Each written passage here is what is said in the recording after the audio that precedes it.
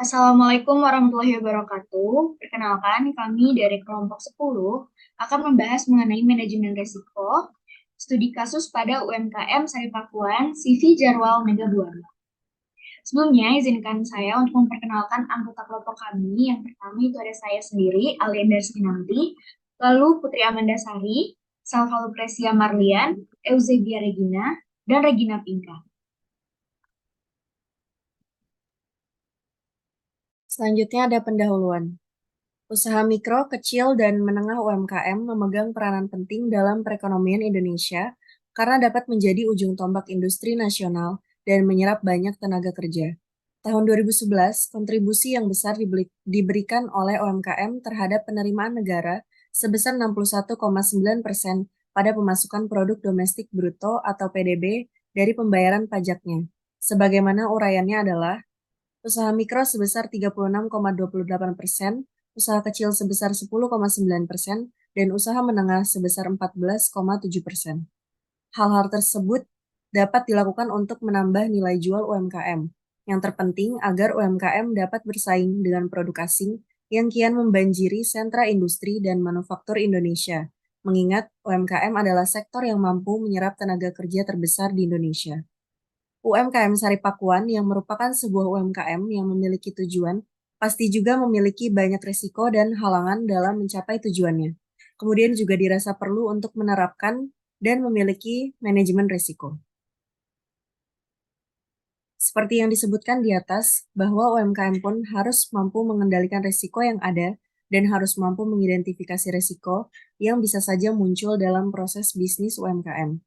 Sehingga UMKM Sari Pakuan pun merasa perlu untuk menerapkan manajemen risiko dalam UMKM mereka.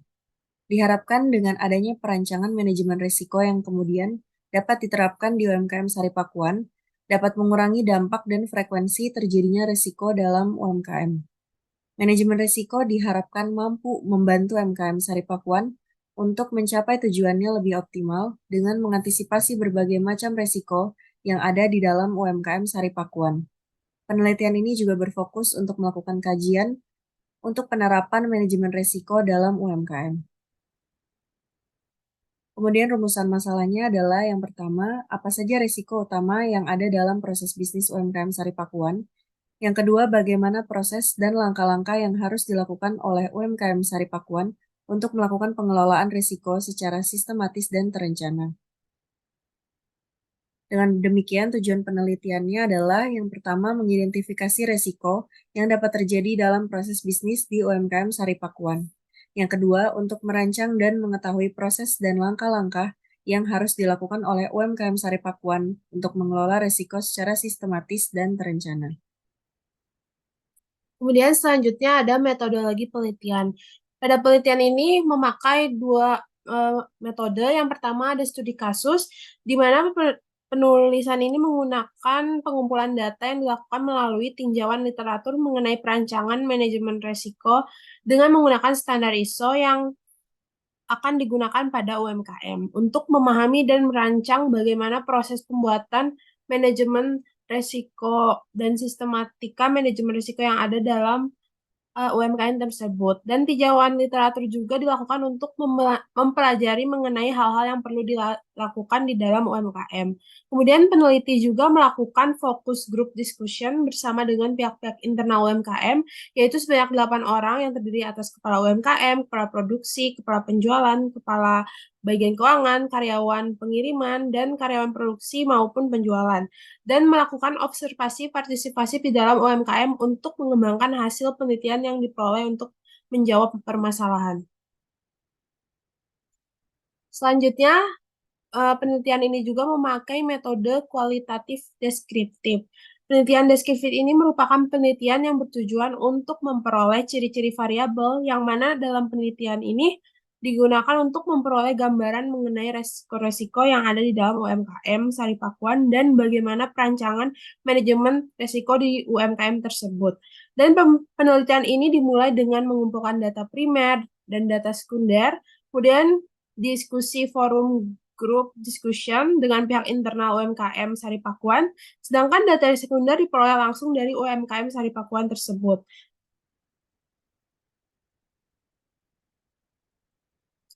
Adapun langkah-langkah dalam penelitian secara lebih detailnya, yang pertama, penelitian ini dimulai dengan melaksanakan pengumpulan data dengan cara menggunakan studi literatur terkait dengan perancangan manajemen risiko. Kemudian yang kedua, peneliti melakukan diskusi dalam bentuk forum group discussion untuk memperoleh data dalam rangka melakukan perancangan manajemen risiko UMKM Sari Pakuan yang dilakukan dalam 7 langkah, yaitu penetapan konteks dan identifikasi risiko, analisis risiko, evaluasi risiko, penanganan risiko, pengawasan dan peninjauan, serta komunikasi dan informasi yang selanjutnya lebih rinci akan dibahas dalam bab 4. Dan yang terakhir, melakukan pengukuran tingkat kematangan risiko untuk melihat perbedaan sebelum perancangan manajemen risiko dan setelah perancangan manajemen risiko. Seperti yang sudah dikatakan sebelumnya, bahwa tahap perancangan manajemen risiko UMKM Sari Pakuan ini terdapat 7 tahapan. Yang pertama, penentuan konteks kegiatan yang akan dikelola risikonya, lalu identifikasi risiko, evaluasi risiko, penanganan risiko, pengawasan dan peninjauan, serta komunikasi dan konsultasi. Namun, dikarenakan UMKM Sari Pakuan ini baru akan merancang dan membuat manajemen risiko, maka kedua proses akhir manajemen risiko belum dapat dilaksanakan, di mana kedua proses itu adalah pengawasan dan peninjauan, serta komunikasi dan konsultasi. Lalu penentuan konteks kegiatan yang akan dikelola oleh resikonya itu bertujuan untuk mengidentifikasi dan mengungkapkan sasaran organisasi, lingkungan dari sasaran yang hendak dicapai, stakeholders yang mengungkap dan menilai sifat kompleksitas dari risiko. Tujuan manajemen risiko pada UMKM Sari Pakuan diantaranya yang pertama untuk menggambarkan dan merincikan risiko, lalu mengelola risiko yang ada sehingga dapat meminimalisir level yang bisa diterima. Lalu memberikan pelajaran dalam pemahaman risiko pada tugas dan kegiatannya, dan memberikan saran serta masukan kepada kepala UMKM Sari Pakuan mengenai manfaat manajemen risiko. Ruang lingkup manajemen risiko yaitu memetakan pembagian wewenang dan tanggung jawab pengelolaan, memberikan arah dalam penerapannya, lalu menjadi pedoman bagi pengembangan, pengkomunikasian, dan penyempurnaan secara periodik terhadap kebijakan manajemen risiko, dan memberi gambaran jelas kepada stakeholders tentang bagaimana UMKM mengelola risiko. Lalu, sasaran UMKM Sari Pakuan dalam 5 tahun ke depan itu mampu menjual produknya sebanyak 250.000 pieces per tahun, memberikan pelayanan terbaik berupa produk yang bermutu dengan harga kompetitif, dan mampu memperoleh perizinan dari BPOM dan perizinan instansi lainnya. Lalu, likelihood, impact, dan level resiko itu untuk menunjukkan tingkat kemungkinan terjadinya risiko, tingkat dari konsekuensi risiko, dan level lain dari risiko-risiko yang akan dihadapi oleh UMKM Sari Pakuan. Tingkat kemungkinan terjadinya risiko bisa dikategorikan sebagai berikut. Yang pertama itu hampir tidak pernah, berarti risiko tersebut mungkin terjadi 1 kali dalam 5 tahun atau bahkan tidak akan terjadi sama sekali. Selanjutnya, terjadi sangat jarang, itu yang menandakan bahwa risiko tersebut mungkin terjadi 1 kali dalam 1 tahun. Selanjutnya, ada jarang, itu menandakan bahwa risiko tersebut bisa terjadi 3 kali dalam 1 tahun. Selanjutnya, kemungkinan besar, yang mengartikan bahwa risiko bisa terjadi 1 kali dalam 1 bulan. Yang terakhir, itu hampir pasti terjadi, yang menandakan bahwa risiko tersebut bisa terjadi lebih dari 1 kali dalam 1 bulan. Selanjutnya adalah tingkat konsekuensi risiko. Yang pertama ada kategori sangat ringan, yaitu kerugian finansial 1-3 juta, waktu produksi terlambat 1-2 jam, keluhan dari 1-5 pelanggan, tidak ada teguran oleh badan yang berwenang. Yang kedua adalah kategori ringan, yaitu kerugian finansial 3-6 juta, waktu produksi terlambat 3-4 jam, keluhan dari 5-10 pelanggan, teguran lisan oleh badan yang berwenang.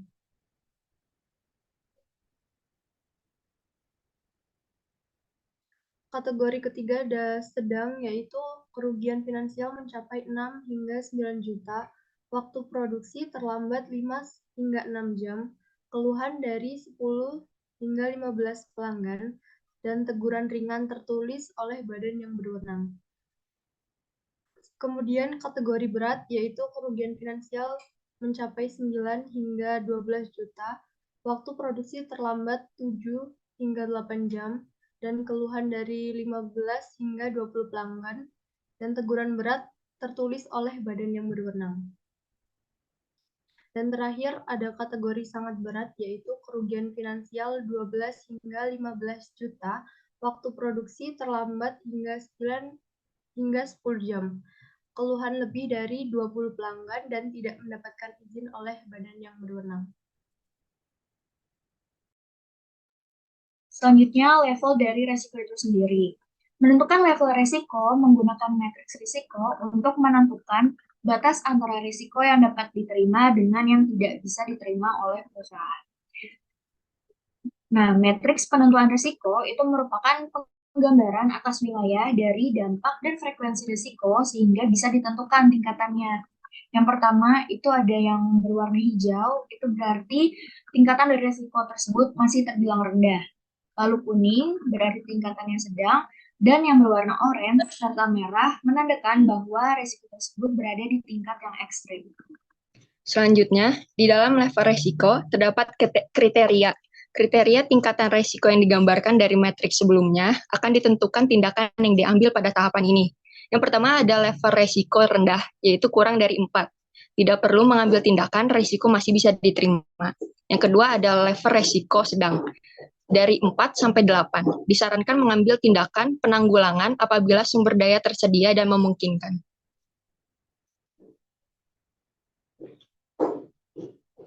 Selanjutnya yang ketiga, ada level risiko tinggi, yaitu dari 8 sampai 12. Perlu suatu tindakan untuk mengelola serta mengendalikan risiko. Yang keempat, level risiko ekstrim, yaitu 12 sampai 25. Sangat diperlukan sebuah tindakan yang segera untuk menangani dan mengelola risiko.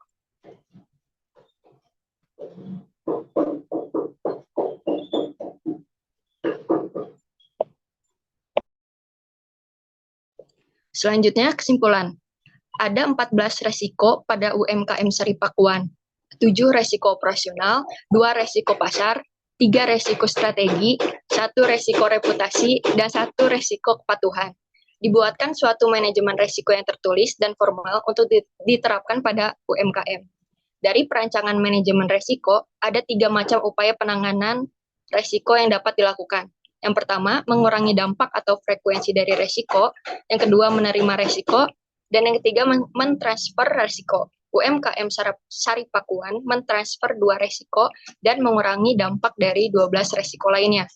Ada juga beberapa usulan kebijakan yang dapat dilaksanakan untuk memaksimalkan penerapan manajemen resiko.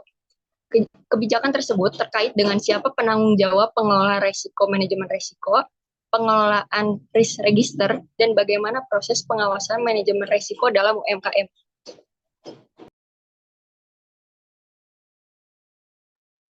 Selanjutnya adalah saran. Yang pertama, saran dari penelitian ini adalah dari 7 proses manajemen resiko, terdapat 2 proses yang belum dapat dilaksanakan. Diharapkan UMKM Sari Pakuan ke depannya dapat melaksanakan 2 proses tersebut, yakni proses pemantauan dan proses koordinasi serta komunikasi. Yang kedua, diharapkan UMKM Sari Pakuan dapat mengintegrasikan manajemen resikonya ke dalam proses bisnis secara keseluruhan. Yang ketiga, dari hasil penilaian tingkat kematangan resiko UMKM Sari Pakuan, diharapkan tingkat tersebut dapat terus ditingkatkan hingga ke tingkatan yang paling matang, sehingga UMKM dapat mencapai tujuannya dengan optimal. Yang terakhir adalah UMKM Sari Pakuan dapat melaksanakan kebijakan-kebijakan yang diusulkan untuk menerapkan manajemen resiko. Yang bisa kami sampaikan mengenai manajemen risiko. Wassalamualaikum warahmatullahi wabarakatuh.